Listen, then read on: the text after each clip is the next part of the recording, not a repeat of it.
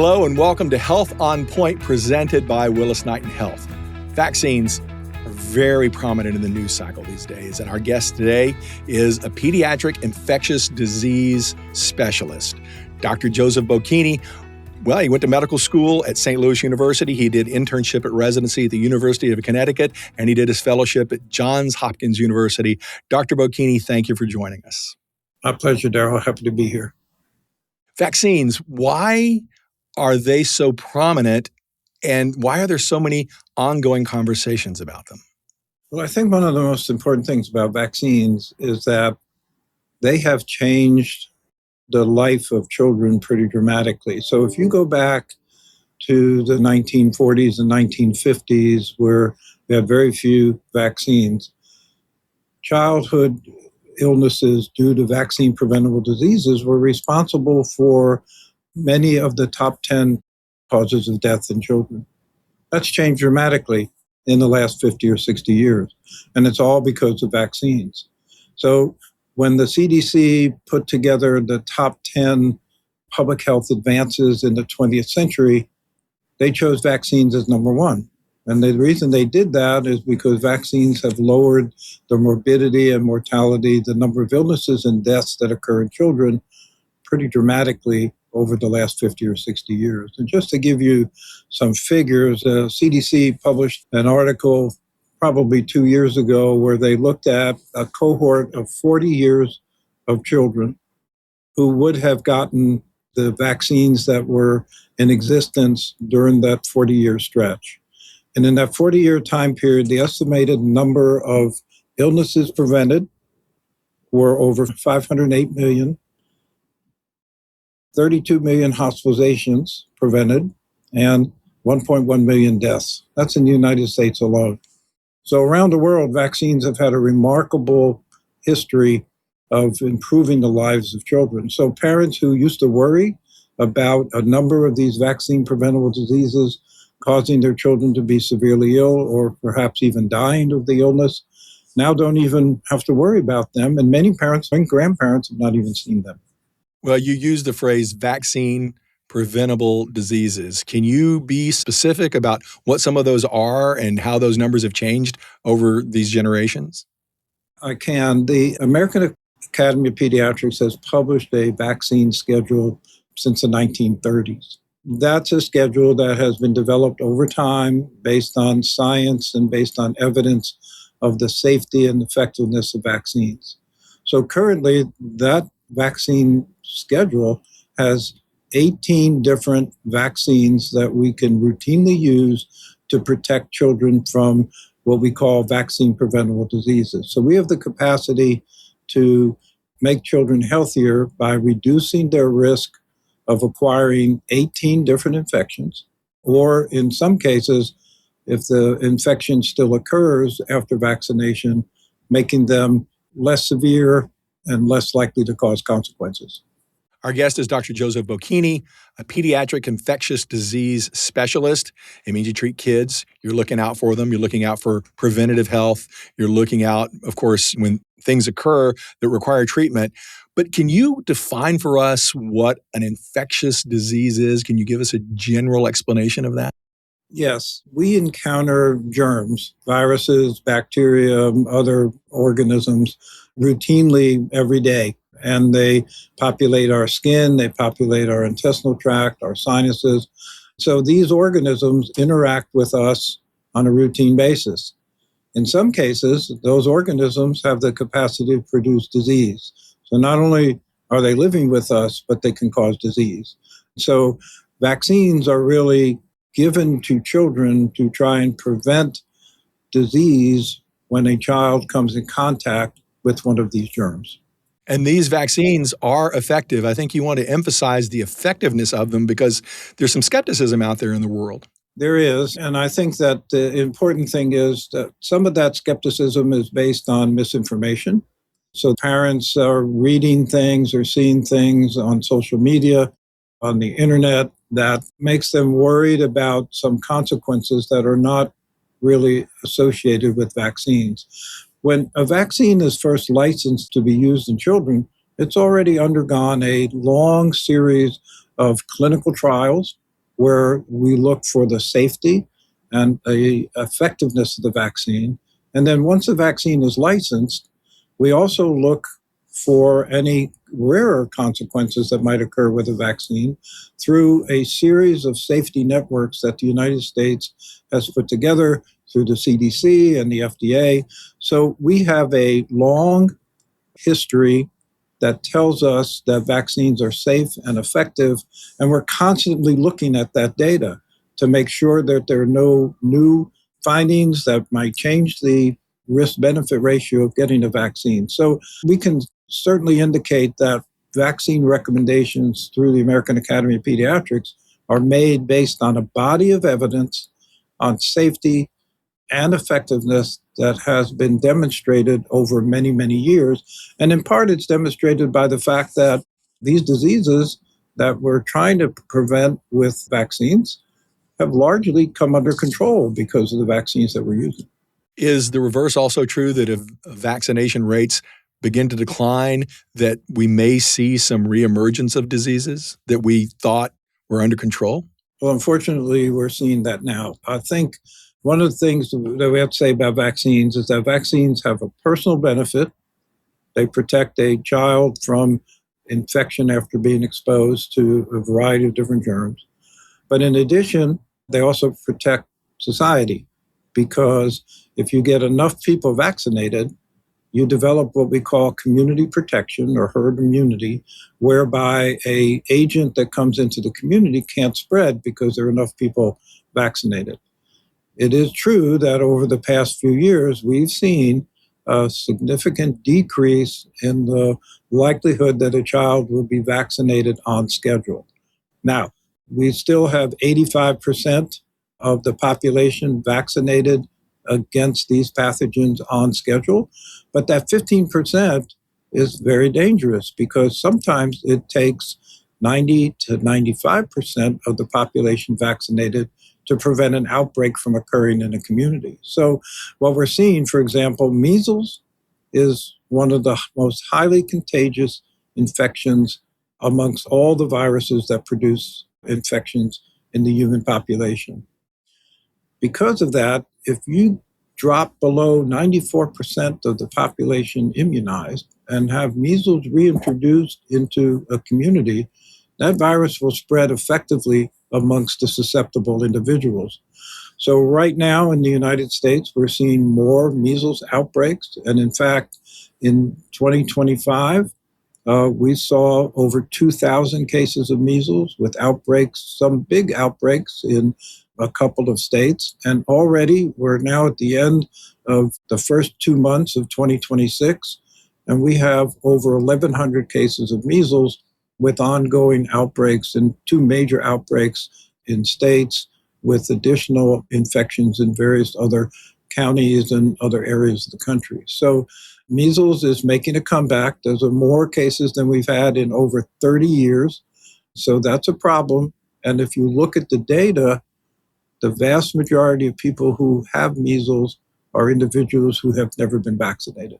Dr. Bocchini, what is the risk of measles? If a child contracts measles, it's discomfort, can be a little bit disfiguring maybe, leave you some scars, but really tell me, what is the upshot of enduring measles? Well, measles is a terrible disease. In fact, for everybody who gets measles, the infection is pretty much the same. You have 5 to 7 days of high fever, cough, coryza, conjunctivitis, develop the classic rash. But the real problem of measles is that even with our current healthcare system, modern medications, intensive care units, 1 to 2 children with measles per 1,000 will die of measles. That's how severe the infection is. And they mostly will die of pneumonia, for which there is no specific treatment, or they will develop an encephalitis, an infection or inflammation around the brain. And for those people who survive the encephalitis, there's significant brain damage as a result of that. So it's certainly a very serious disease with significant consequences for children who have them. We're also seeing a reemergence of pertussis. Can you tell us a little bit more about that? Is that true? Yeah, that's a very similar problem. Pertussis is a disease that's a respiratory infection that causes a significant cough. And that cough is a deep cough from the larger airways in the lungs. But for young children, it's a very serious infection because the cough can be so severe and occurs with such rapidity over a long enough period of time that some children lose their ability to breathe, they get lower oxygen levels. And for children under 3 months of age who have pertussis, that's where the mortality occurs. So it's a fatal disease for young children and a very serious disease for older children and adults. And sometimes an adolescent, for example, with pertussis could cough for up to 90 days. The timeline of receiving vaccinations is important as well. You mentioned that pertussis can be especially troubling, even fatal in infants. It's still very serious as they get older, but for pertussis and measles and these other vaccinations, the schedule of their deployment is vital to maintain, correct? That's correct. The schedule is critical. The schedule is based on two things. One, when is the patient's immune system capable of responding to the vaccine so that we can get good protection against the infection we're trying to prevent? And the second thing is, when is a child likely to be exposed to this agent or this pathogen? So we always try and initiate immunizations at a time that the patient can respond, at a time before they're likely to develop severe disease. And so the schedule is really put together in a very careful way to try and get the maximum degree of protection for every child. Delaying the schedule or postponing vaccines for a period of time put the child in a position where they remain susceptible for a longer period of time, much longer than they need to, which makes them at risk for infection during that time period. Decades ago, one of the most feared diseases was polio. There's a sense that polio isn't a problem anymore, but polio, it's still important to talk about that, isn't it? Well, polio is a really important example of the development of the vaccine era, because in the 1950s, thousands of children every summer would develop polio. And half of the children, somewhere around 18,000 children a year in the 1950s, would develop paralytic polio. That would mean they would lose the use of a leg or an arm, or even worse, they could lose their ability to breathe and spend the rest of their days in an iron lung. And it was such a common illness that parents during the summer were very worried about it. If there were cases in a community, pools closed, movie theaters closed, children could not go outside because of the risk of acquiring polio. Within 10 years of the first polio vaccine, polio cases in the United States dropped by 90%. And now we have full control of polio in the United States. However, there are still a few countries where polio occurs and people who may be carrying the virus can come back to the United States. So it's really important that we keep up with the vaccine against polio until that virus is eliminated from the world. We are very close to eradicating polio because of our vaccine program. And the reason is humans are the only animal that can carry polio. And because of the vaccine program, we can prevent that carriage and then reduce the likelihood of that virus will continue to spread amongst the human population. And in fact, we are now at a point where only 2 countries in the world have endemic polio, but it's really important that polio can be transmitted. And as long as the virus is out there, we need to keep everybody vaccinated until we can completely eradicate it. And it might be another virus that we could then ultimately stop vaccinating against, the way we did against smallpox, because smallpox is another virus that was eradicated through vaccines. Dr. Bocchini, we hear that some parents have concerns about the hepatitis B vaccine. Why do you think that is? One of the things that we know for sure is that hepatitis B is transmitted from mother to baby very effectively.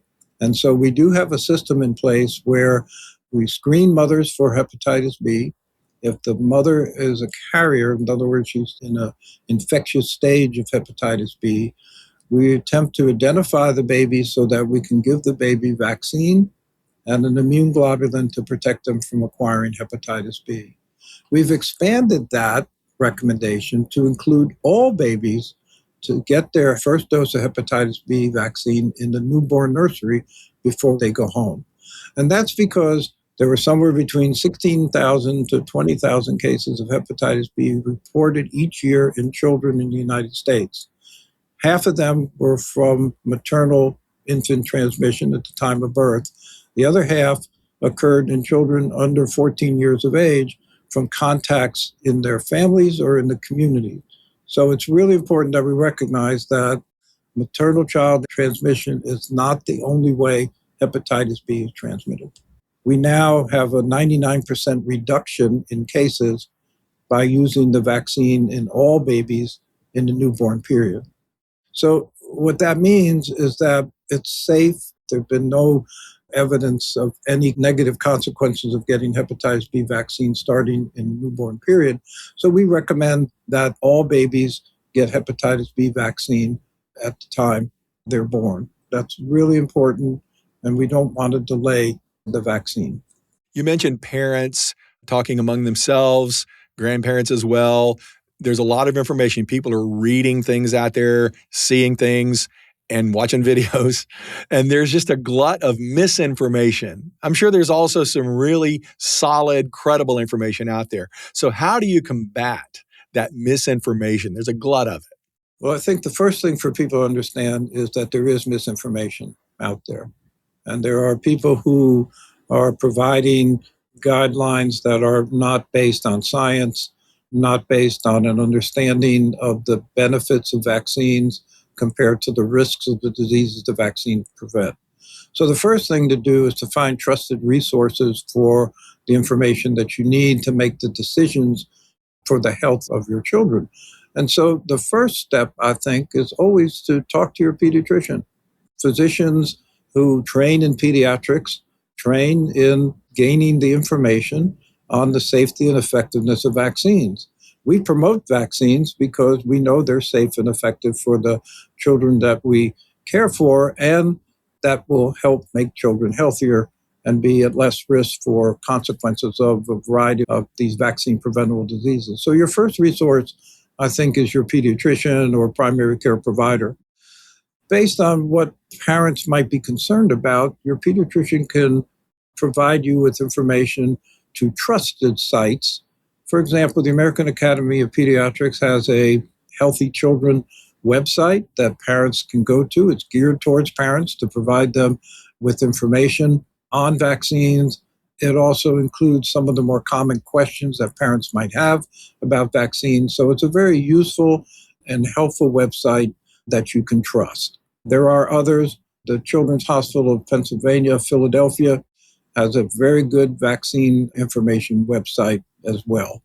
So your pediatrician can help you potentially answer questions that you might have if a parent has heard something and is concerned about it, or maybe be able to provide you with additional sites to get information that a parent may need to help make a final decision. You've dedicated your life to making children better and to preventing them from getting sick. Just tell us a little bit about you. What got you here? What gives you joy in terms of being a pediatric subspecialist as you are? I really enjoy taking care of children. I enjoy working with parents. Much of pediatrics is education of the parents. Much of it is preventive medicine, and vaccines are just a really excellent example of preventive medicine. We don't see these diseases because vaccines prevent them. So some of the enjoyment of pediatrics is being able to provide that information to protect children. Also, children are very resilient. You treat them for a variety of different infections. They bounce back pretty quickly. They're fun to work with. So it's a real joy to be a pediatrician. What would you like everyone to take away from this today? What is your best piece of advice? Well, I think the most important thing that I'd like people to realize is that this vaccine program and the recommendations of the American Academy of Pediatrics are science-based. They're based on a long history of safety and effectiveness.